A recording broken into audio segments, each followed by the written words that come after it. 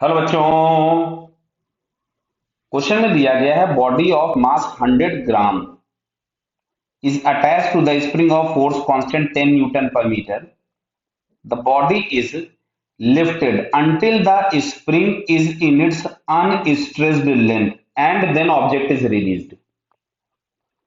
तो पूछा गया है calculate the speed of the body when it strikes a table 15 centimetre below the releasing point. Clear? तो बेटा समझो, अगर किसी भी ऑब्जेक्ट की वर्टिकल हाइट में कभी भी कोई भी चेंज होता है तो उसके लिए हमको ग्रेविटेशनल पोटेंशियल एनर्जी के लिए एक रेफरेंस लेना पड़ेगा।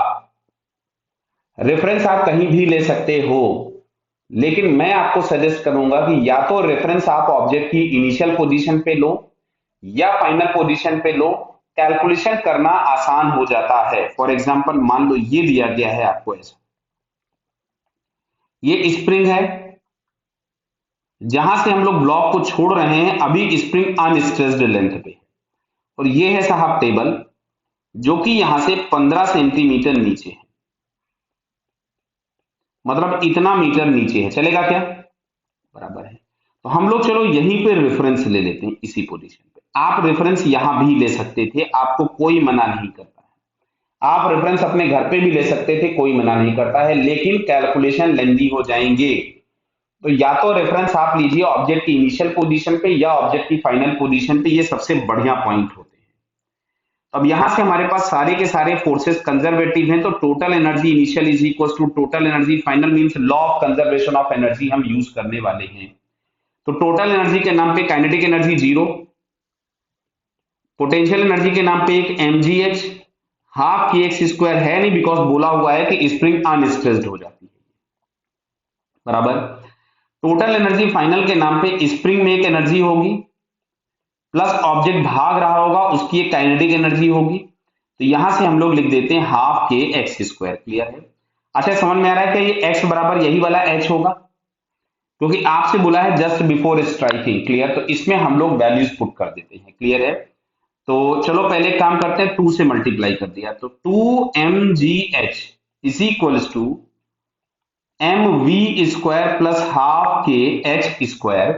तो वैल्यूज अगर हम पुट करें, m दिया था 100 ग्राम, मतलब 2 इंटू 0.1 के जी, 10 इंटू एच बराबर था 0.15 is equals to 0.1 into v square plus k दिया गया था 10, और एच के स्क्वायर में 0.15 इंटू 0.15 लिख सकते थे, बराबर है 0.15 का स्क्वायर करना था।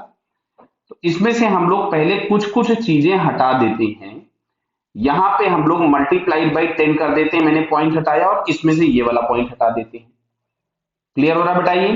तो ये अब हम लोगों के पास आ गया 20 into 0.15 is equals to v square plus, अब ये हो गया 100, इसमें से इसके मैं पॉइंट हटा देता हूं, तो ये आ गया 15 इंटू 0.15। क्लियर? तो यहां से हम लोगों को दिख रहा है ये मिला 3 is equals to v square plus 2.25, तो v square is equals to आता है 0.75। तो यहां से अगर हम 0.75 का रूट लें तो 0.75 का रूट नियरली कितना मिलेगा, देखो जरा, ये अप्रोक्सीमेटेड वैल्यू निकाल रहा हूं। देखो, जैसे मान लेते हैं कि 0.75 मतलब ये 0.64, तो 0.8 से थोड़ी सी बड़ी वैल्यू होगी।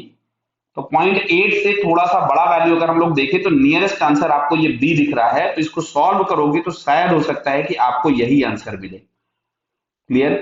तो देखो बेटा, यहां पे अब एग्जैक्ट रूट निकालने की जरूरत नहीं। अगर ये 0.64 होता मतलब आपके पास 0.8 आता, अगर ये 0.91 होता, बराबर है, सॉरी 0.81 होता तो आपके पास 0.9 आता। तो इन दोनों के बीच में आंसर हमको बी दिख रहा था, so it's correct answer is B. Okay बेटा, ऑल द बेस्ट।